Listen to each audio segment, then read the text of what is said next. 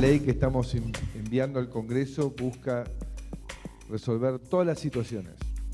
En primer lugar, aquellos que hoy no están cobrando lo que les corresponde, que se ajusten los haberes y que a partir del momento que se apruebe la ley empiecen a cobrar realmente el haber jubilatorio que les correspondía. Lo segundo es que todos, aún aquellos que llegando a los 65 no se pueden jubilar, tengan derecho a una pensión. Lo tercero es pedir que se debata con seriedad, con profundidad, pensando en el futuro. Y lo cuarto, para poder pagar todas estas deudas que tenemos con nuestros jubilados, queremos cobrarle un impuesto a los que más tienen y a los que han evadido impuestos los últimos años, tener los fondos que nos permitan cumplir todas estas cosas que hemos dicho. Las noticias que llegan desde el mundo de la economía y desde el mundo del trabajo son dramáticas para el gobierno. Consultoras están hablando que el año va a terminar con un retroceso del Producto Bruto Interno en la Argentina como hacía años no se veía. ¿De cuánto? Del 2,5%, algunas dicen del 3,5%, otras dicen del 0,5%, pero todos creen que el año está perdido en términos de crecimiento económico. Un año entero. O sea, Macri va a haber asumido en diciembre y a diciembre del año siguiente no va a haber crecimiento, sino que va a haber recesión en la Argentina. Solamente noticias de hoy. En Chubut hay 2.000 empleos en peligro porque se bajaron las retenciones a la lana y la lana se exporta en crudo y ya no hay trabajo en plantas que procesaban la lana antes de exportarla. La Asindar, la principal fábrica de acero de la Argentina, está suspendiendo turnos completos en diferentes fábricas, en especial en Rosario. Redujo un turno y tiene para el resto del año perspectivas decrecientes de producción. Lo que tienen previsto Asindar para producir, yo recién lo escuchaba a quien fuera intendente de La Matanza, Fernando Espinosa, diciendo que va para abajo la perspectiva de producción de acero en la Argentina. ¿Qué quiere decir esto? Que no hay perspectiva de que nadie vaya a comprar acero para hacer electrodomésticos, para construir casas. El acero es una industria que es como un termómetro de varias industrias a la vez. Asindar está para atrás.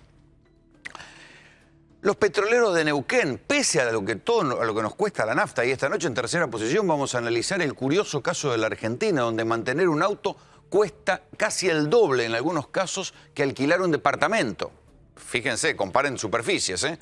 Cuesta el doble que alquilar un departamento. Bueno, a pesar del aumento de la nafta que estamos pagando todos nosotros, los petroleros de Neuquén están en alerta porque piensan que les van a bajar el sueldo o van a despedir.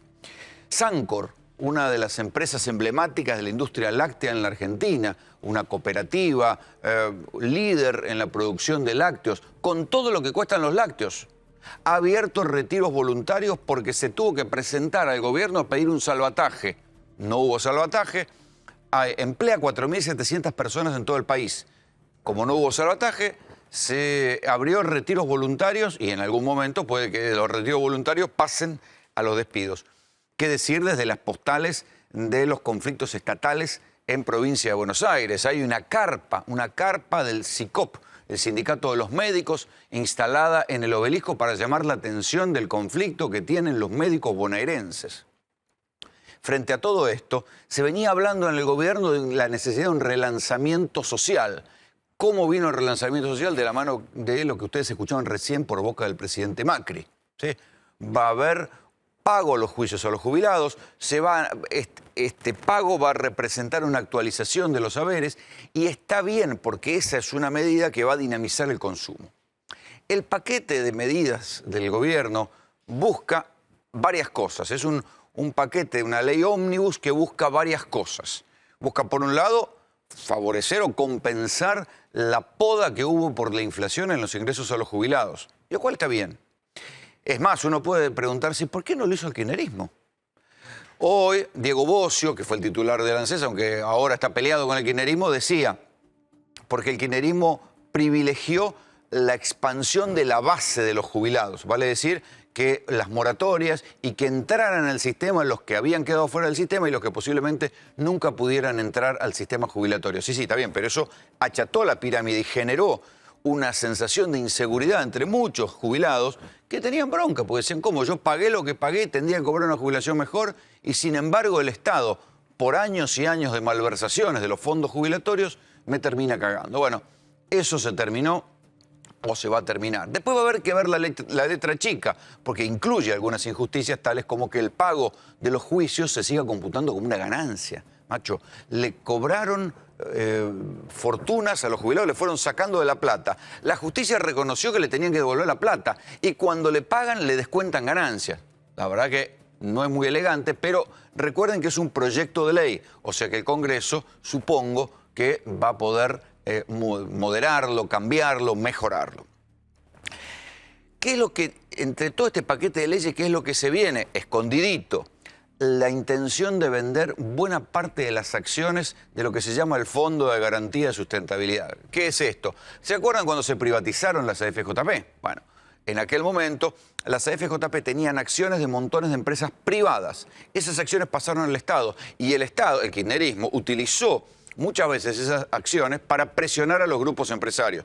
Los grupos empresarios ven la oportunidad de sacarse de adentro al Estado porque les molesta que estén en las asambleas accionistas. Recuerden a Moreno yendo a las asambleas del Grupo Clarín con los guantes de box, todo ese show. Bueno, y eso es solo un caso. La molestia que le provocaba al Grupo Techint tener sentado en su directorio y en las asambleas de accionistas a Axel Kicillof, quien luego sería ministro de Economía. Hay cantidad de cosas que los empresarios más poderosos, más concentrados, quieren sacarse de adentro al Estado y quieren que esas acciones pasen a privados o las puedan comprar ellos, vale decir que el Estado las pierda. Ahí está la cuestión, es decir, ¿van a poder o van a lograr vender las acciones de los grupos económicos para pagar los juicios a los jubilados? ¿Es necesario? Todavía eso está en discusión. ¿Por qué? Porque hay una ley que había promovido Cristina que supone que para poder vender esas acciones hace falta una mayoría especial, un 75%, los 2/3 de ambas cámaras, para que eso se pueda aprobar. Obviamente están intentando algún vericueto para poder zafar de esa restricción. Después viene el blanqueo. El blanqueo, el tan criticado blanqueo, ¿se acuerdan que al kirchnerismo le criticaban el blanqueo porque decían que esto traía la plata del narcotráfico? Hay cantidad de tweets de Laura Alonso, ahora titular de la Oficina Anticorrupción, criticando el blanqueo porque decían que venía la guita del narcotráfico y la corrupción. Tweets de Alfonso Pratgay, el ministro de Economía, criticando el blanqueo. Bueno, ¿qué hacen ahora? Un mega blanqueo. O sea, esperan recaudar 20.000 millones de dólares con el blanqueo y con ese blanqueo, pese a que van a cobrar una parte de impuestos, quieren que venga plata a la Argentina, pero además se comprometen dentro de 2 años a quitar el impuesto a los bienes personales. ¿Qué es esto? Es un impuesto que tiene una razón de ser. Es un impuesto a quien originalmente era un impuesto a la riqueza. Lo que pasa es que, como pasó con todo en el kirchnerismo, como no movían las alícuotas, ni del monotributo, ni de cantidad de cosas, el impuesto a los bienes personales, ni obviamente de ganancias, el impuesto a los bienes personales terminó siendo un impuesto que pagaba cualquier gil. No era demasiada plata cuando uno tenía un autito y un departamento, pero después cuando uno entraba en otras alícuotas era un impuesto caro y no necesariamente quien terminaba pagando mucha plata era un rico. Por eso dicen que lo van a subir ahora, primero 800.000, después 1.000.000 de pesos, y que después lo van a abolir para que quien traigan la plata a la Argentina se sientan protegidos. ¿Estas medidas servirán para reactivar la economía? Ahí viene el interrogante. Obviamente, una parte de la biblioteca va a decir que sí, otra parte de la biblioteca va a decir que no.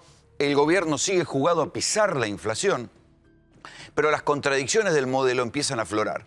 La mejor contradicción se la voy a presentar esta noche. Ustedes van a ver la historia de una carpintería que es utilizada como un ejemplo de lo que va a venir, de lo bien que va a estar todo cuando haya reactivación económica y trabajo y qué sé yo. La carpintería hoy está en la lona y está a punto de cerrar. Bienvenidos. Esto es Tercera Posición. La sede de la Procuración General de la Provincia de Buenos Aires, a cargo de María del Carmen Falvo, fue allanada hoy por orden de la jueza federal de San Isidro, Sandra Arroyo Salgado, en la causa en la que se investiga el encubrimiento de narcos. Uno de los acusados de proteger a traficantes es el suspendido fiscal general de San Isidro, Julio Novo, que habría puesto trabas en la investigación de los crímenes de San Fernando y del shopping de Unicenter. delincuente salió corriendo por dentro del shopping y el otro por afuera. Que hubo como que en ese momento la policía salió a buscarlos, pero parece que no los encontró. Para una moto de alta cilindrada y con dos personas iban en la moto, una baja y en forma certera hace varios disparos que impactan en uno de los colombianos. La investigación del crimen de los colombianos en Unicenter llevó a la justicia hacia una empresa vinculada con los hermanos Juliá, condenados en España por haber llevado 1 tonelada de cocaína en un avión. ¿Usted tuvo conocimiento de que se habían introducido esas sustancias? No, en ningún momento, nunca tuve conocimiento de nada. ¿Hasta el momento de la detención? Nadie vio nada hasta el momento que llegamos al aeropuerto. Se cierra la puerta, suben dos personas. ¿Cómo se explica usted que estuvieran estas sustancias dentro del avión? Yo supongo que la habrán subido alguien o lo subieron las 3 personas que hicieron la modificación del avión, o no sé. La jueza Arroyo Salgado pidió el secuestro de toda la documentación y los números de teléfono celular vinculados al fiscal Novo y sus colaboradores. El objetivo es descubrir si Novo fue el jefe de una estructura que protegió a carteles de narcos colombianos. En su momento, esta historia que nosotros la venimos siguiendo desde hace más de un año, siempre nos pareció que si se investigaba bien, si había intención de avanzar, era la punta de un hilo que llevaba a un entramado súper peligroso. ¿Por qué? Ustedes recuerdan que hubo una cantidad de asesinatos con sicarios, sobre todo en zona norte, ¿sí? Zona donde ejercía su poder de investigación el fiscal Novo.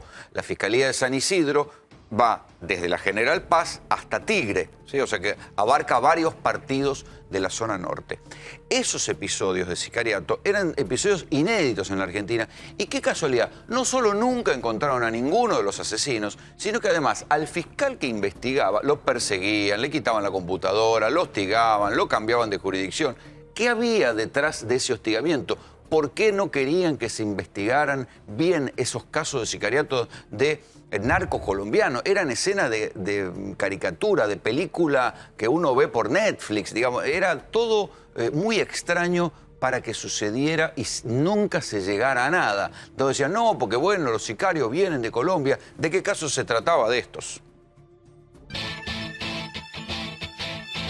Los saludamos desde acá, desde el municipio de Soacha, al sur de Bogotá. Según la policía, 2 hermanos llegaron hasta un sector, hasta el sector del Pinar. Inmediatamente entra una persona que saca de un maletín un arma con silenciador y la emprende a disparos contra uno de estos hermanos. Violencia callejera, extorsión y muchos robos, secuestro, narcotráfico, sin mente a todo. ¿Por qué creció tanto en Argentina el narcotráfico? Fronteras muy amplias y frágiles o porosas, sistemas migratorios deficientes, no tenemos radarizado. ¿El avance del narcotráfico está relacionado también con el avance del sicariato? Yo creo que tiene que ver. La instalación de alguna gente hace unos años acá, hablo de mexicanos colombianos, ha traído lo que es la figura del sicariato, que para mí era nueva. El hombre acribillado se llamaría Jairo Saldarriaga, era colombiano y fuentes policiales de ese país sospechan que este hombre sería jefe de sicarios. Para mí el primer caso de sicariato fue Ferrón Miniforza. Fueron encontrados el 13 de agosto, sobre horas de la tarde, Sebastián Forza, Damián Ferrón y Leopoldo Vina. Pero después replica rápidamente en varios casos. Unicenter. El 24 de julio de 2008, 3 ciudadanos colombianos fueron baleados por 2 sicarios en moto en el estacionamiento del shopping de Martínez. El delincuente salió corriendo por dentro del shopping y el otro por afuera. Que hubo como que en ese momento la policía salió a buscarlos, pero parece que no los encontró. Después tuvimos el colombiano que matan en San Fernando, que estaba comprando una lancha o un yate, y le pegan el grito y cuando dice soy yo, le pegan varios tiros. Juan Galvis Ramírez estaba por entrar a este comercio junto a su padre, un cuñado y un amigo, cuando lo baleó una pareja de sicarios a bordo de una moto. Para una moto de alta cilindrada y con dos personas iban en la moto, una baja y en forma certera hace varios disparos que impactan en uno de los colombianos, ¿no? Hace poco tiempo también iba un colombiano en bicicleta con la novia en Dorrego y Figueroa Alcorta un domingo a la tarde, también le pegan el grito y le pegan 4 tiros. En este lugar fue donde cayó el cuerpo del hombre que mataron, un hombre que venía andando en bicicleta junto a su mujer, su pareja y 2 personas que estaban en moto le dispararon. Escuchamos unos tiros acá, estaba trabajando con gente, unos muchachos en moto sacaron un revólver y arrancaron y pegaron 6 balazos. El de Marcelo T., el colombiano ligado a la investigación nuestra, que se... Pero ese era un sicario y fue muerto. Sí, lo mandaron a matar.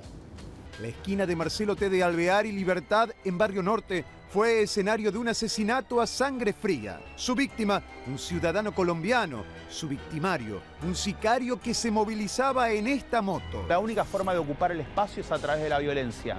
La única forma de depurar sus fuerzas, de depurar el ámbito en donde trabaja un narcotraficante es a través de la violencia. Se resuelve a los tiros. Muchas bandas de estas están en las esquinas, enfrentamientos, muertos, insultos y amenazas, intimidación, dolor, sangre y venganza. El proceso colombiano es terrible.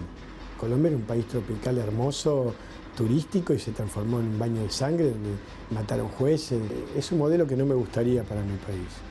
Porque más allá del marco ético de cada uno, si tu marco ético, suponete, sea la opción de la corrupción y vos tenés muchos millones de dólares, vas a bajar un día de tu piso de 10 millones de dólares en Puerto Madero, vas a estar comiendo con tu familia y tus hijos, va a parar una moto con 2 tipos con casco y van a ametrallar el lugar. Nosotros tuvimos 40 muertos adentro de la 1114, con Marcos, 38, investigación de Sergio Torres.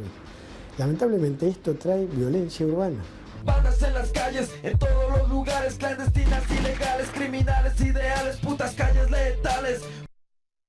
Bueno, ¿de qué se trata esta investigación? Hubo un silencioso allanamiento en la ciudad de La Plata, un allanamiento inédito. Yo creo que va a ser la primera vez que allanan la Procuración de La Plata. A la Procuración Nacional, aquí en las peleas por la cuestión de justicia legítima, habían allanado muchas veces la Procuración Nacional, pero nunca la Procuración de La Plata. ¿Por qué? Porque María del Carmen Falvo es una institución que viene desde los tiempos de Duhalde, pasó por todos los gobiernos y es la responsable, según ahora algunos empiezan a subir a la ola de las críticas a Falvo, porque puso jefes, fiscales generales, que son los que manejan las fiscalías, a los que, como en el caso de Novo, se lo acusa de tener un grado de connivencia con delitos graves. Nosotros desde el año pasado venimos contando quién es el fiscal Novo y cuáles son las causas que no investigó, mejor dicho, que hostigó a los fiscales que investigaban. Pero por otro lado, ahora le allanaron la procuración a la procuradora Falvo. ¿Quién es María del Carmen Falvo? Se lo voy a preguntar a Juan Gosen, que es del diario Hoy de La Plata. ¿Cómo te va? Rolando. Sí, la procuradora Falvo, como bien lo dijiste, está en el cargo desde el año 2004, a partir de un acuerdo que hizo en su momento Felipe Solá con Eduardo Duhalde.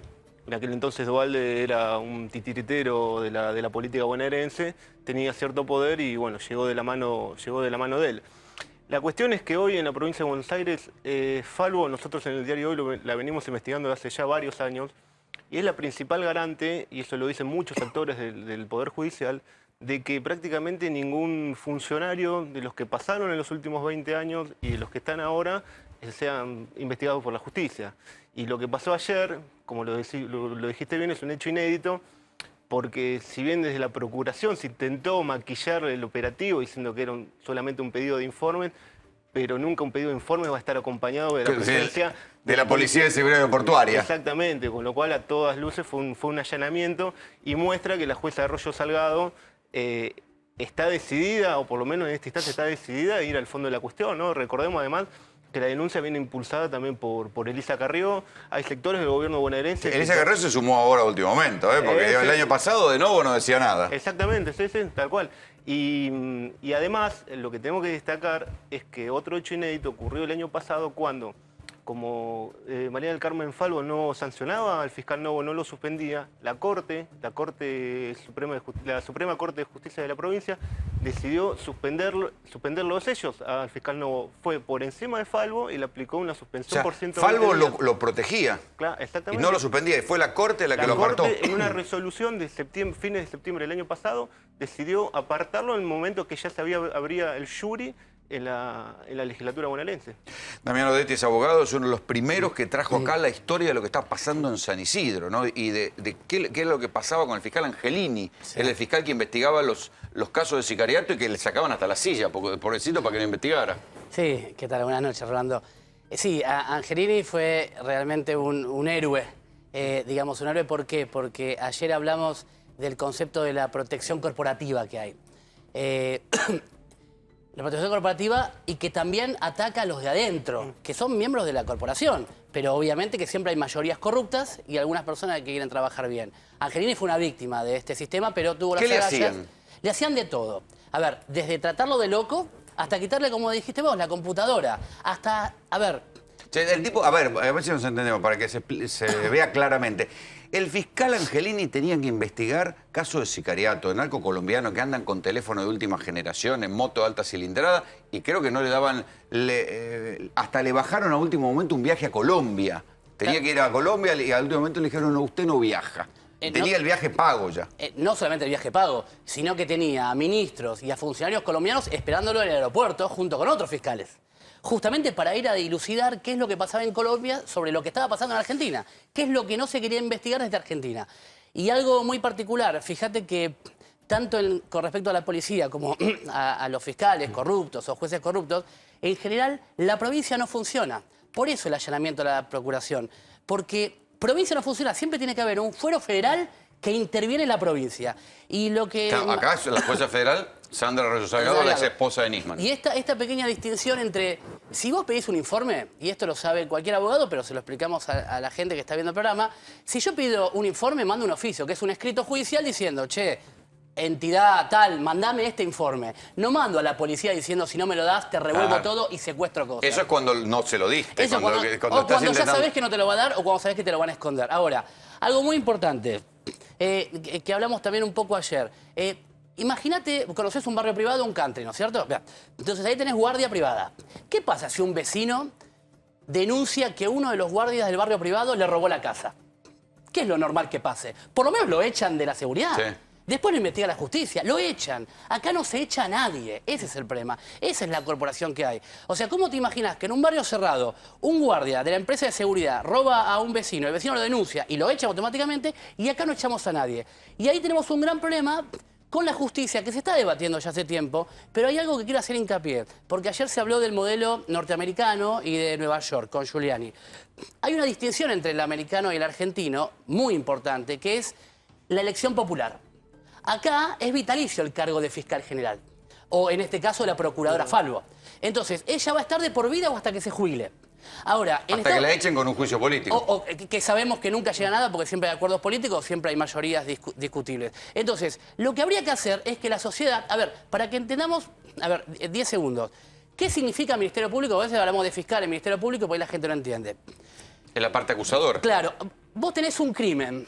Siempre, necesariamente y específicamente en la provincia de Buenos Aires, que es puramente acusatorio, vos tenés que tener la fiscalía que acusa, el Ministerio Público, la fiscal o el fiscal acusa. Luego tenés el imputado con su defensa, que se defiende. Y luego tenés el juez que decide. Si no hay acusación del fiscal, la causa no avanza. El juez, por más ganas que tenga de investigar, no puede investigar. Ahora... Esto es lo que pasaba. Esto es lo que estaba pasando obstaculizaban acá. para que no investigara a los sicarios. Miguel, vos tenés datos de eso. Sí, te agrego algo de María del Carmen Falvo. El fiscal Luis Angelini la denuncia a ella por avalar cada una de las acciones del fiscal general Julio Novo. Porque él lo que plantea es que siempre estuvo avisándole a María del Carmen Falvo todos los impedimentos que fue ejecutando Novo. El fiscal que investigaba a los sicarios le avisaba a la procuradora lo que el jefe directo le hacía. Y él no le daba bola. No le daba bola. Y María del Carmen Falvo está imputada. A todos los demás les tomaron indagatoria, pero ella ya está imputada. Y lo que plantea Angelini es que ella es parte de la organización. La denuncia por estar un escalón arriba de Julio Novo y ser parte de esta estructura que él denuncia que protegió a los narcotraficantes. Después hay que contar también, hay que incorporar a este relato que en la Fiscalía de Novo había una especie de puerta giratoria con gente que había trabajado en la defensa de narcotraficantes acusados. Bueno, pero... Que iban al estudio y volvían a ser empleados de la Fiscalía y así sucesivamente. Incluso de los abogados de los Juliá. Incluso funcionarios de él que se fueron a España a defender a los Juliá y volvieron y siguieron trabajando en funciones. Y eso de la puerta giratoria es importante. ¿Por qué? Porque también se habló y hablamos ayer del tema de garantismo. Vos fíjate, un dato que parece menor, pero no es tan menor. Cuando hablamos de las personas, ¿quién es Julio Novo? Julio Novo es un fiscal general que sería el jefe de los fiscales de San Isidro. Tenemos a Falvo y al fiscal general de cada jurisdicción. Fiscal general de San Isidro, Novo. Novo es una persona que disparó a sangre fría a un adolescente de 16 años en su casa, trató de todas las maneras posibles con el gobierno para que el RENAR le diera un certificado trucho de que él estaba autorizado para tener esa arma. Epa. Ese fiscal general, que es el jefe de los fiscales, ¿qué dijo? Era un arma vieja de mi padre que yo ni siquiera sabía si funcionaba. ¿Pero qué dijo aparte? Dijo, dispararon, me dispararon, hubo varias personas más. Nunca se pudo probar que hubo varias personas, aparte de este joven asesinado, ni que hubiera armas en el ¿murió? hecho de su... Claro, lo mató. Lo mató a sangre fría. Mató a un chico de 6 años. ¿Y por qué? Bueno, según él, porque le entró a robar la casa. Lo que entendemos, lo que conocemos un poco la causa y la comidilla, es que era un chico pobre que pasaba por la puerta de su casa y que por ahí se intentó meter atrás para afanar algo a las 7, 8 de la mañana. Pero él lo disparó con sangre fría. Ese es el punto. Y cuando él tiene... Hay que recordar también que Novo era uno de los referentes en materia judicial y de seguridad del Frente Renovador, en particular de Sergio Massa. Y cuando empieza todo esto, Massa se desentendió rápidamente y dijo que vaya a rendir cuentas a la justicia. El año pasado hubo toda una discusión y la verdad que el masismo, hasta ahí, que no entendía cómo venía la mano, dijo, no apoyo el juicio político. Y después como medio se abrió, porque claro, acá hay un concepto que es que hablamos el otro día y que lo dijo también el ministro en su momento, que es el concepto de la manzana podrida. La manzana podrida es muy importante. A ver, imagínate esta situación. Vos tenés el dueño de una verdulería, tenés el encargado de una verdulería y tenés un cajón de manzanas que está al sol en verano. Obviamente que las manzanas que están abajo están más fresquitas, no les da el sol directo. Ahora, si vos ponés una manzana podrida llena de pus, que es la corrupción, la pudrición que chorrea, la ponés arriba del cajón, ¿qué es lo lógico? Lo lógico es que se pudran todas las manzanas, las que vienen abajo. Entonces tenemos que salvar a los nuevos fiscales que están siendo designados ahora por la gobernadora Vidal, que por suerte tuvo el buen atino de decir no vamos a darle cargo a ninguna persona ayudada por Falvo, justamente porque hay una voluntad política. ¿Qué es lo que dijo Carrió también? Que Vidal se ponga al frente de sacar a Falvo, porque la dueña de la verdulería acá es Vidal. Después podemos hablar de Maiqués, del ministro de Seguridad, podemos hablar de un montón de personas. Pero vos tenés, la dueña de la verdulería es Vidal, que es la que tiene que manejar el Poder Judicial de la Provincia de Buenos Aires o la que tiene que dar respuesta. Luego tenemos la encargada de la verdulería, que es Falvo, que es la que decide quién es la manzana podrida que deja en cada lugar. Vos me contabas, Juan, que hay casos extraños de decisiones de Falvo, ¿no? Muy extraños. Por ejemplo, con las inundaciones de La Plata. Exactamente. Ustedes recordarán que en 2 de abril de 2013 se produjo la inundación más importante de la historia de La Plata, 89 muertos. Bueno, eso generó una investigación para determinar las responsabilidades penales de los funcionarios intervinientes por la falta de obras, porque, no sé, por las falencias en el sistema de defensa civil o en un montón de irregularidades. Al día de hoy, una investigación similar a la de la tragedia de Once, en definitiva. Empieza la investigación, 2 personas, particularmente el defensor oficial, Julián Laxat, que en la provincia depende de la procuración, con lo cual su jefa era Falvo, y el juez Arias. Resultado de la investigación, avanzaron, recolectaron innumerables pruebas, fueron hasta el hueso, pero ¿qué pasó? Falvo dispuso correrlo a Laxat, lo corrió de la investigación, con lo cual se cayó una pata importante de lo que se venía haciendo, y al juez Arias lo terminó denunciando. Lo denunció por haberse excedido sus facultades y demás. Al día de hoy, la causa está a punto de cerrarse y el único imputado es el juez Arias. Bueno, yo tengo para agregar en ese caso que el fiscal que ahora está en el Juzgado Federal de San Isidro de Arroyo Salgado, creo que se llama Fernando Domínguez, fue apartado por Falvo cuando estaba en la Fiscalía de San Martín, en un momento dado, cuando Domínguez quiso investigar a un intendente de Buenos Aires. Tenía las desgrabaciones de las causas de corrupción y Falvo lo sacó del camino y lo mandó a Siberia. Intendentes y un montón de concejales de San Martín. O sea, a ver, la corrupción, ese es el punto, que es lo que yo mencionaba antes. Cuando la corrupción está enquistada, digamos, ya hizo como un cáncer, metástasis por todos lados, es difícil. Es difícil porque aunque vos tengas ganas, te echan, te censuran, te amenazan, te matan y un montón de cosas. Ahora, bueno, en un momento dado hubo una discusión muy interesante, recuerdo, porque tuvieron que venir del gobierno nacional a explicarle a la procuradora que tenía que ponerse las pilas con la cuestión de la trata. Y ahí, por ejemplo, lo llamaron al fiscal Cartaseña de La Plata para que empezaran a cerrar los prostíbulos en La Plata. Porque si no, los prostíbulos no se cerraban nunca. Y hubo un caso también, que fue un caso inédito, pasó no hace mucho tiempo, un fiscal que había sido suspendido, el fiscal Marcelo Heredia, fuertemente enfrentado con Falvo, instaló una cámara oculta en su despacho y grabó a un enviado de Falvo que lo apretó directamente para que dejara el cargo.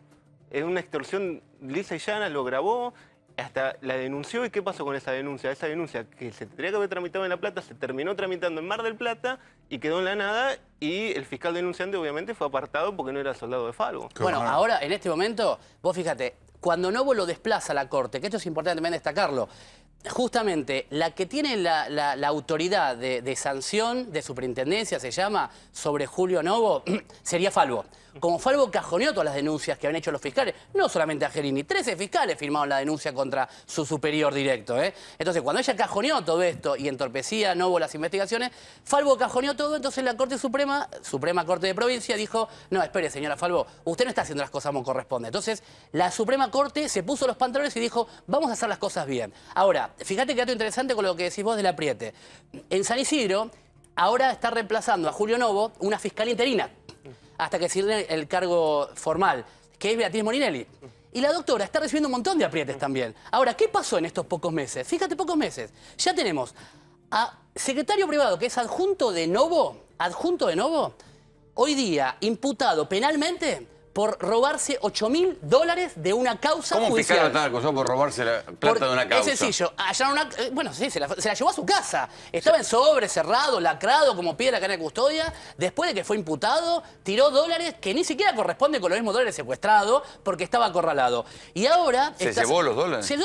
Pero se llevó los dólares y un montón de cosas más. Pasa que están saliendo un montón de publicidad a la luz ahora que se está investigando. Sí, el adjunto de Novo tenía en su casa $8.000 y él fue a reconocer a la justicia que los tenía en su casa. Después de todo, un despilfarro de peleas y qué sé yo, entre uno y otro que se tiran la pelota. Como está pasando también con un secretario de también un fiscal Garbus, que también, sorprendentemente, de casualidad, le robaron en su momento, que es secretario de un fiscal muy cuestionado en San Isidro, pero que a su vez, ¿qué le hacían a Angelini, entre otras cosas? Angelini lo que hacían es patearle la puerta del despacho y revisar la computadora, a ver qué estaba investigando. Bueno, con respecto a este secretario, le patea la puerta a Escapolán, que es otra manzana que se pudrió en San Isidro, que es justamente encargado de narcotráfico, la Fiscalía de Narcotráfico. Entonces, este secretario está imputado por cobrar coima para su jefe. Pero el tipo que está imputado está diciendo, no, yo no cobraba coima para mi jefe. Las cobraban así, asá. Estos fiscales inventan causas y ahora... Estamos en problema, porque uno siempre atribuye la corrupción a la policía. Estamos hablando de corrupción en fiscalía. Pero la policía no podría ser corrupta si el Poder Judicial no acompaña. Esa es la realidad. También, gracias por venir, Juan, gracias por venir. Mientras tanto, en la Argentina, yo les decía que es un país muy particular. Mantener un auto hoy, con los precios de la nafta, de los seguros y de las cocheras, cuesta más que un departamento de 2 ambientes. Recorrer los trayectos cotidianos a bordo de un auto propio siempre fue costoso para la clase media, pero en los últimos meses la carga se volvió mucho más pesada. Tras la fuerte suba del combustible y de otros gastos inevitables, mantener un auto básico puede ahora salir casi 8.000 pesos al mes, el doble de lo que se paga en varios barrios por alquilar un departamento, que de por sí es bastante caro. Tenemos que entre un 50 y un 60% de un sueldo promedio se destina al pago del alquiler. En países donde hay regulación en materia de alquileres, el porcentaje que se destina del sueldo es entre el 20 y el 25%. Se necesitan entonces 8.000 pesos para solventar el uso de un 5 puertas naftero en modelos como el Clio Mio, el 207 Compact, el Palio Fire, el Fiesta y el Gold Trend. Hace unos meses mantener el auto costaba en promedio 3.000 pesos menos. Y tenés más o menos 1.300 pesos de seguro. Después la patente son 700 mangos más, tenés 2.100 y después de nafta más o menos yo cargo un tanque por semana, así que son 600 más, tenés 5.000 pesos más o menos. Ahora con 5.000 pesos no alcanza. Los gastos principales son 2 tanques y medio de nafta super que cuestan 2.135 pesos. El alquiler de una cochera fija en un garage, 1.900 pesos. La cuota de un seguro contra terceros, 1.400 pesos. El pago de la patente, 587 pesos. 2 lavados mensuales, 420 pesos. Y un adicional de 1.250 pesos para extras como peajes, estacionamientos por hora y propinas a cuidacoches. ¿Qué pensás dejar para mantener el auto? Salís menos los fines de semana o capaz alguna marca, bajás la calidad de marca, pero el auto a veces es indispensable en algunas cosas. ¿Cómo vas a hacer para solventarlo? Todavía no tengo que pedirle a nadie. ¿Qué vas a dejar? Vender el auto, usar el tren. Si el gasto mensual se multiplica por 12, surge que mantener y usar el auto se lleva unos 96.000 pesos en un año. Casi la mitad de lo que sale comprar el auto de nuevo. ¿Conviene tener auto? La verdad que no. Me voy a comprar una bici, ¿no? Esto es lo que está pasando con el auto, pero no es una particularidad argentina. Normalmente en cualquier país no es así. Un auto no cuesta tan caro. Se supone que nosotros tenemos petróleo. Pero además, piensen en la otra contradicción. Los que están viviendo el costo de pagar un auto más caro, incluso a veces el doble que un departamento, porque si uno alquila en un lugar no muy caro, puede pagar, ¿cuánto? 5 lucas, un departamento de 2 ambientes, y si lo apuran un poco y tiene que usar un poco más el auto, termina gastando 10 lucas por mes. Estamos hablando del doble. Ese costo afecta directamente a votantes de Macri, la clase media acomodada, cierta clase media, que no es clase media alta, pero cierta clase media, que votó a Macri, hinchada la bola de la inflación en el kirchnerismo, de lo que fuera, termina viendo que al tipo que votaron, ese modelo por ahora no los está satisfaciendo. Por eso es que el relanzamiento social del gobierno de Macri incluye la ley de pago de juicio a los jubilados y de un aumento que, según el gobierno, será del 45% para buena parte de las jubilaciones, porque es una manera de devolverle algo a votantes del PRO, a votantes de Macri, sobre todo en el balotaje. Pero mientras tanto, vean esta contradicción. Un spot del gobierno eligió una carpintería como un caso modelo de lo bien que la va a pasar. Claro, el detalle es que no se dieron cuenta que la carpintería está a punto de cerrar. Mientras esperamos la ley PYME, que destraban el funcionamiento de las pymes, medidas que hace más de 20 años se reclamaban, porque asfixiaban a nuestras pequeñas empresas. ¿Y qué queremos todos? Que las pequeñas empresas crezcan. Pese a los genuinos deseos del presidente Mauricio Macri, la realidad de las pequeñas y medianas empresas es cada vez más compleja. Este es el caso de la empresa Macari Muebles, estrella del spot publicitario del actual gobierno. ¿Qué se necesita para un Empezás el lunes? Necesitamos a Francisco Benito Macari, que haya abierto una carpintería, a sus hijos y a sus nietos, Enzo, Nicolás, el de Rulos, y Daniela, que es buena con los números. A pesar de que el espíritu del spot es promover el trabajo, la realidad de esta pyme es totalmente contraria. Está en jaque por los tarifazos y ya tuvo que despedir a 14 empleados. Así como nos juntamos todos los días para hacer que las cosas pasen, nos tenemos que juntar para estar cada día mejor. La mala noticia se conoce luego de la reunión entre Macri y varios empresarios, que no solo le aseguraron que no iban a despedir empleados, sino que incluso le prometieron empezar a contratar. Me fue simple, me fue fácil convocarlo hace algunas semanas a Casa de Gobierno y cientos de empresas firmaron que no iban a despedir trabajadores por los próximos 90 días. Pero además muchos de ellos dijeron, no sé para qué firmamos esto, porque nosotros estamos pensando en tomar gente, porque estamos viendo a la Argentina hoy con optimismo. ¿Qué va a pasar con las pymes? Por lo pronto toquemos madera para que Enzo, Nicolás, el de Rulos y Daniela puedan seguir trabajando. Todo es posible juntos. Contame más detalles, Miguel, de la mueblería Macari, pobrecitos. ¿En qué están? ¿Cómo van a sobrevivir?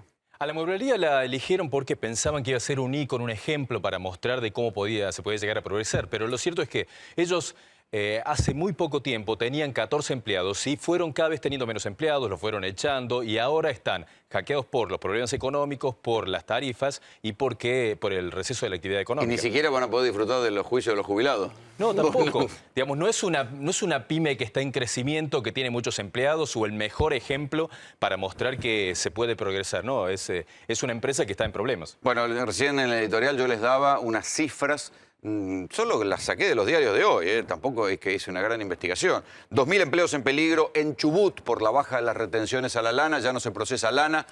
Hay 2.000 personas que están en riesgo de perder su trabajo. Asindar, la principal empresa de acero de la Argentina, está discontinuando turnos en la planta de Rosario y tiene perspectivas de producción decrecientes de acá a fin de año en una de las plantas aquí en La Matanza. Los petroleros neuquinos, pese a todo lo que cuesta la nafta, recién veían lo que cuesta mantener un auto, pese a todo lo que nos roban con la nafta y la nafta argentina, cuesta el doble que en Estados Unidos. Aún así, los petroleros neuquinos tienen miedo de que les hagan rebaja de sus salarios. Sancor, una de las más grandes lecheras de la Argentina, pidió ayuda al gobierno porque estaba en crisis. Y piensen también lo que nos cobran los lácteos, lo que están los lácteos en la Argentina. Aún así, tuvieron que abrir retiros voluntarios y temen que puedan inaugurar una ola de despidos. Mariano Kesteler es economista. Sí. Vamos a preguntarle a los economistas explicaciones. No, sí, me parece que la hay. La economía argentina hasta 2011 creció muy fuerte. Tuvo el proceso de crecimiento más fuerte de los últimos 50 años. Después, a partir de ahí, se mantuvo relativamente estable. Quizás en algún año levemente hacia abajo. El gobierno dice que a partir de ahí no se generaron empleos genuinos. Perfecto. Estancamiento, un nivel estable. Pero sobre un nivel récord. Un nivel de actividad máximo que se había alcanzado ese año. Lo que se fue provocando en esos 4 o 5 años y que se está acentuando en estos últimos 5 meses es una distribución del ingreso que se va concentrando en el sector financiero, en el sector de la intermediación comercial, sector de las telecomunicaciones, sector inmobiliario de uso comercial, sectores del transporte. No es que desaparece la riqueza que genera la Argentina, sino que se concentra en sectores que están concentrados en muy pocas manos y que fugan capitales. Y por eso es que ahora el gobierno nacional está tratando de que esos capitales regresen al país. Lamentablemente no se pueden pensar en muchas inversiones en la Argentina con costos internos medidos en dólares, no solamente del salario, pues el salario realmente con los precios que hay no tiene ningún poder adquisitivo válido en términos internacionales. De hecho, el salario en la Argentina medido en dólares es 2,5 veces o más alto que en Brasil.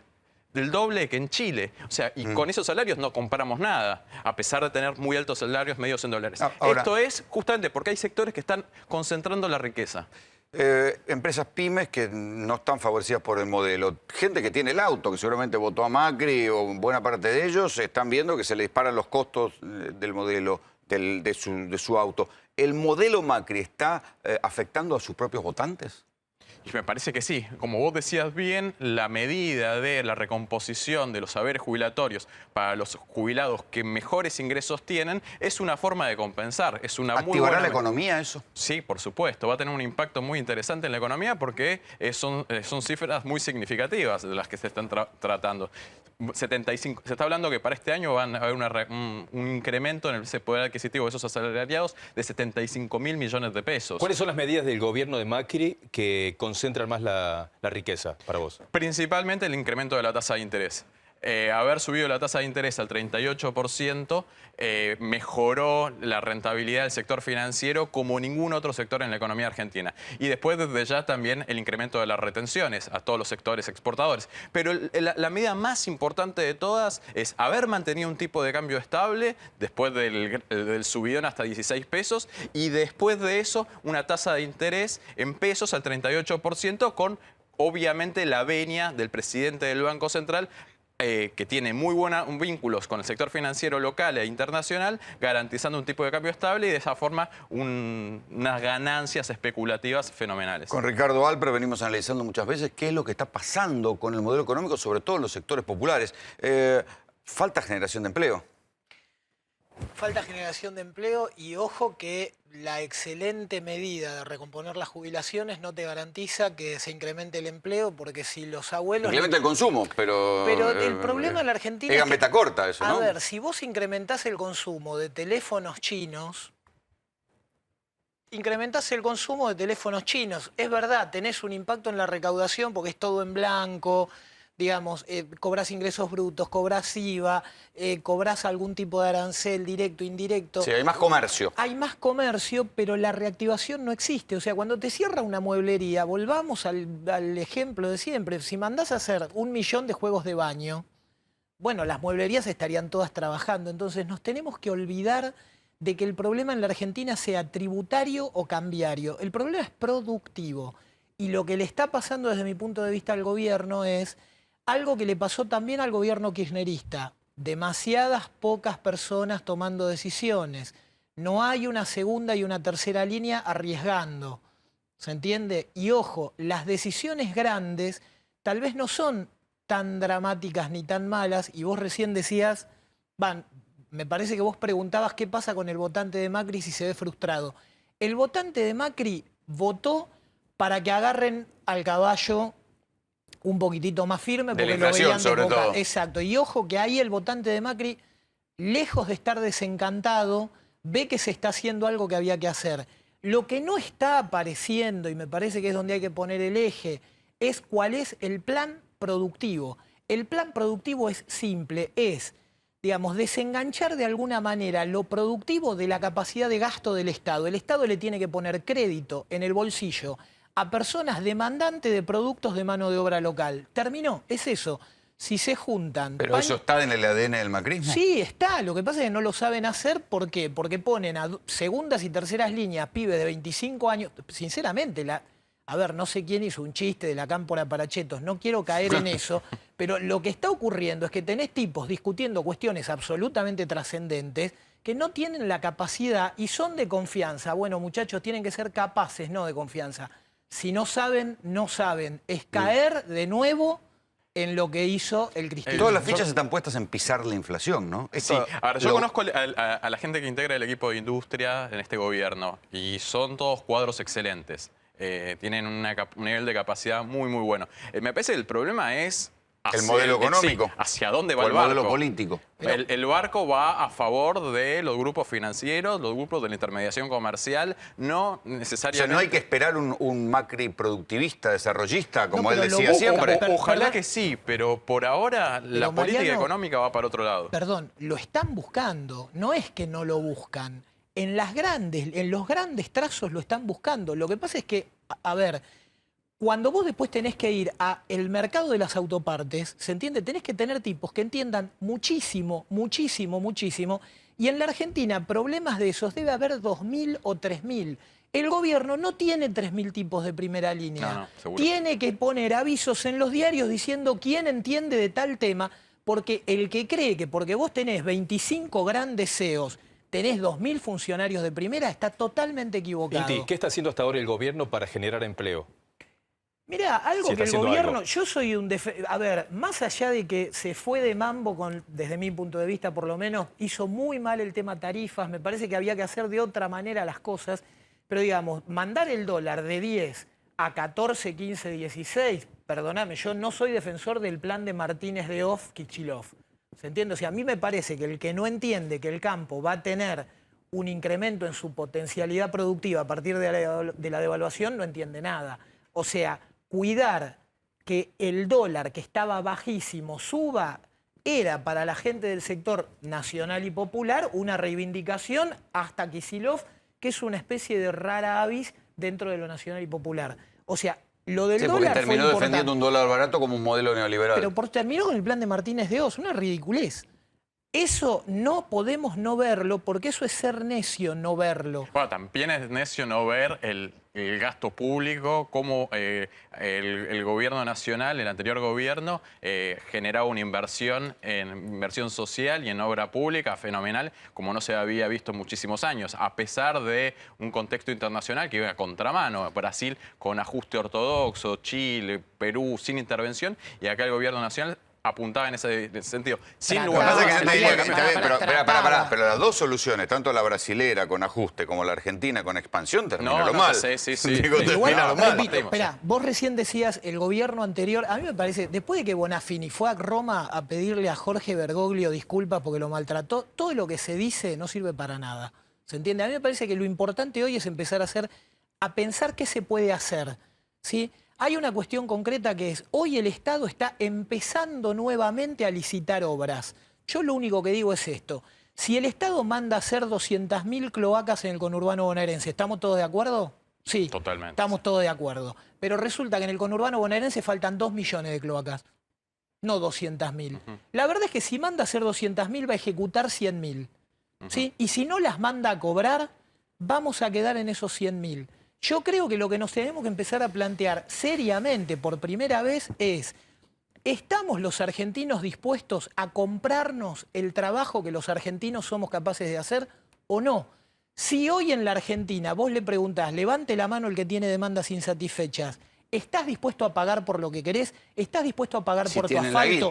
Pero, Rolando, cuando vos ponés en marcha el país, la guita la tiene todo el mundo. La verdad es que la profecía recesiva autocumplida existe. Cuando vos tenés un 5% de la población teniendo problemas gravísimos de empleo desde antes y un 10% de nuevos trabajadores precarios, tenés un 85% del país andando. Bueno, a los dos, ¿por qué no pueden salir de la lógica recesiva del gobierno? Bueno, primero, porque eligieron beneficiar al sector financiero. En lugar de aumentar la tasa de interés, como lo hicieron para favorecer al sector financiero, si hubiesen aumentado la tasa de encaje, es la parte de los depósitos... Ahora lo están haciendo. Que recién ahora lo están haciendo, pero lo tendrían que haber hecho mucho antes. ¿Qué es lo que está intentando decir Mariano? Que el mejor negocio que no puede ser en la Argentina no es producir un carajo, sino traer la guita de afuera, que tenían encanutada, ponerla al 37%, bajaron la levaca al 37%, total el dólar va a estar estable unos 3 meses, y en 3 meses volver a convertirla a dólares y ya hizo un negocio. Bueno, por eso, si ahora que la plata la plata viene y en lugar de entrar al Banco Central al 37% para reconvertirse a dólares, se la prestás a municipios, provincias, o sea, 120 asentamientos en San Martín, 120 asentamientos en Quilmes. No hay familias que no quieran progresar o serán un 3%. Si vos canalizás esos recursos a crédito productivo, Argentina sale para arriba en 6 meses. Y si no, no. ¿Yo sabés de qué me estaba acordando? La frase maravillosa de Barrio Nuevo de hay que dejar de robar. Yo lo que creo es que hay que dejar de hablar pavadas por 2 años. Si dejamos de hablar pavadas por 2 años y hablamos, nos focalizamos en lo que hay que hacer, Argentina no le va a vender el año que viene, perdóname, ni carteras a los italianos, ni perfumes a los franceses, ni autos a los alemanes, ni palitos a los chinos. La única opción que tiene la Argentina de producir seriamente es que los argentinos entendamos que nos tenemos que comprar entre todos el trabajo que todos podemos producir. Sí, pero una de las primeras decisiones del gobierno de Macri fue: no voy a monitorear más las cadenas de valor. Voy a dejar que el mercado actúe. Y bueno, ahí está. Ahí tuvieron que salir a putear a los laboratorios porque les trepó al 70% el precio de los medicamentos. Muchachos, gracias por venir. Por favor. El señor Miguel Ponce de León está asombrado porque está sobrevolando por ahí el fantasma de una carta de Cristina. ¿De qué se trata, Miguel? Trascendió que los abogados de la familia Báez tienen una carta manuscrita de Cristina pidiéndole a Lázaro Báez que como parte de la estrategia judicial lo involucre a Angelo Calcaterra, el primo de Mauricio, para defenderse ellos. Esto es lo que se conoce hasta ahora, que sería bastante extraño que en vez de avisarle a través de una persona o recomendarle esta estrategia, lo ponga por escrito Cristina. Bueno, ¿qué es lo que pasó en verdad? Leandro Báez, el hijo de Lázaro Báez, el hijo díscolo a esta altura, porque Martín Báez es el que vive acá en Buenos Aires y está alineado con el padre por ahora, ayer mandó un escrito patrocinado por 2 abogados vinculados al PRO, donde le impugnaba al juez Casanelo y decía que se aparte el juez Casanelo porque el juez Casanelo no está investigando a Cristina y Cristina en verdad merece ser investigada porque ella es la que daba las obras públicas y esas obras públicas supuestamente estaban dadas con sobreprecio, que es una parte de lo que debería investigar Casanelo en algún momento más adelante. El asunto es que el capítulo que se conoció hoy, por ahora, en repercusiones de medios de comunicación. Todavía no han hablado, no ha hablado Leandro Báez, ni han presentado un escrito sus abogados, que dicen que tienen una carta de Cristina dirigida a Lázaro Báez, sugiriéndole una medida táctica, que en la práctica terminó paralizando la investigación en estos últimos días, porque recordemos que desde que Lázaro Báez presentó un escrito diciendo: yo no cobré sobreprecios, y si no, pregúntenle a Calcaterra, que es el primo de Macri, ahí la causa medio se estancó. En la práctica, lo que hizo Lázaro Báez le funcionó porque, de hecho, la difusión que tenía en los medios de comunicación, el caso de todo el tiempo hablando de la corrupción del kirchnerismo, cuando Lázaro Báez dice que en sus obras, en todos sus negocios, estaba involucrado el primo del presidente, ya se hablaba de otra forma, porque si hubo sobreprecios en las obras públicas de Lázaro Báez, y si Lázaro Báez era socio de Angelo Calcaterra, puede terminar complicado. Generaba un quilombo, pero además esto es de sentido común, y casi les diría que es como una especie de juego de ajedrez. Cuando vayan a analizar el listado de obras de Lázaro Báez y lo quieran acusar de sobreprecios, Lázaro va a decir, bueno, analicen las obras de los demás. Y entre los demás está Nicolás Caputo, el amigo íntimo de Mauricio Macri, y Angelo Calcaterra, que es primo, pero al mismo tiempo heredero de la empresa que tenía Mauricio Macri cuando no se dedicaba a la política. Claro, el problema y que han tenido contrato, con lo cual ahí esa es una herramienta de defensa que en algún momento va a utilizar Lázaro Báez. La cosa se empiojó todavía más, porque los abogados de Leandro Báez dicen que los abogados de Lázaro Báez, en verdad, son tipos que están defendiendo más a Cristina que a Lázaro, y ahí están generando como un ruido entre Lázaro Báez y su propia defensa. ¿Por qué? Porque los abogados de Lázaro Báez, que son Daniel Rubinovich y, ¿cómo se llama?, el juez Saldari, ¿sí?, están defendiendo, haciendo una defensa técnica, contestando punto por punto las acusaciones que van poniendo sobre la mesa Marijuán y Casanelo. Entonces, el otro abogado dice, no, hay que apartar a Casanelo porque dicen que Casanelo no investigó a Cristina y lo está dejando preso a Lázaro Báez porque no quiere avanzar contra Cristina. Así están planteadas las cosas, ¿eh? Entonces, atención, porque después viene toda la otra especulación sobre si esto va a terminar acorralando a Lázaro Báez para que Lázaro Báez en algún momento acuse a Cristina. Pero por más que Lázaro acuse a Cristina, esto no lo exime del delito, si es que lo hubo, y si es que se puede probar, de toda la guita acumulada. Yo creo que, insisto, para mí me parece que el problema es más político que otra cosa. O sea, la cuestión es, ¿quién le dio las obras a Lázaro Báez? ¿Quién le dio semejante cantidad de obras? ¿Y por qué? Y eso es una explicación que tarde o temprano va a caber al kirchnerismo. Por algo Cristina no habla. Pero ¿cómo tenga una respuesta política de cómo engendraron un Lázaro Báez? La van a tener que dar a la explicación. Y la carta que tiene Lázaro Báez para presionar es, si él es cuestionado por las obras públicas que hizo y lo cuestionan por sobreprecios, primero hace este planteo, que hubo funcionarios que le permitieron esos sobreprecios, pero además va a presionar planteando si él es realmente el único que cometió sobreprecios en estas obras públicas. Y como si esto fuera poco, apareció Fariña, que mandó una cartita a los diarios diciendo que a la vista está que Lázaro todavía no entendió que está preso y todo lo que se le viene. No vio que está perdiendo su familia y todavía prefiere mantener un falso orgullo por no decir me equivoqué. O sea, Fariña lo invita a Lázaro Báez, ya lo hizo varias veces, a que se convierta él también en un arrepentido y hable. ¿Sí? El tema del sobreprecio de la obra pública, del adelanto financiero, y se pregunta, está hablando de Leandro Báez, ¿cómo llegaron esas obras mediante la adjudicación a la empresa de su padre? La respuesta vuelve a ser simple, mediante la complicidad de la expresidente y sus funcionarios. O sea, Leandro Báez suscribe el teorema Fariña, ¿sí? Suscribe la hipótesis Fariña. Por eso, en el entorno de Lázaro, piensan que Fariña habló con Leandro Báez. Claro. Está todo muy truculento. Pero el argumento de alguna manera le sirve porque si Lázaro Báez cometió las irregularidades que denuncian, si realmente se enriqueció de manera ilícita, si tiene esas propiedades malavidas, no lo hizo solo, lo hizo, y si lo hizo con obra pública, lo hizo con los responsables de darle la obra pública. Está bien, lo que pasa, ahí atención, porque hasta ahora es como si cuando sacaron la foto a Lázaro lo encontraron con un montón de estancias. Pero no está comprobado que ese montón, esa parva de plata, haya vuelto al esquema del kirchnerismo. La plata que volvió supuestamente es la plata de Otesur y de los Sauces, que es poca comparado a la plata que ganó Lázaro Báez. Comparado con lo que le están ¿dónde está el encontrando esquema de retorno? Porque cuando uno saca la cuenta de los Sauces, en 2 años cobraron 20 millones de pesos. No, en 6 años cobraron 20 millones de pesos por 8 propiedades alquiladas. Cuando uno saca el promedio da 40.000 pesos por cada una de las propiedades. No parece tanta plata. Quiero decir, si uno, presidente, le hizo ganar tanta plata a un tipo con la obra pública, no le va a cobrar 40.000 pesos por mes. No, es extraño. De todas formas, si prueban que hubo un retorno, no alcanza alcanza poca plata. Si robó 1 millón o 20 pesos... Una vez que esté probado, así termina. Muchachos, así nos vamos. Esto fue Tercera Posición. Pasen buen fin de semana. Chao.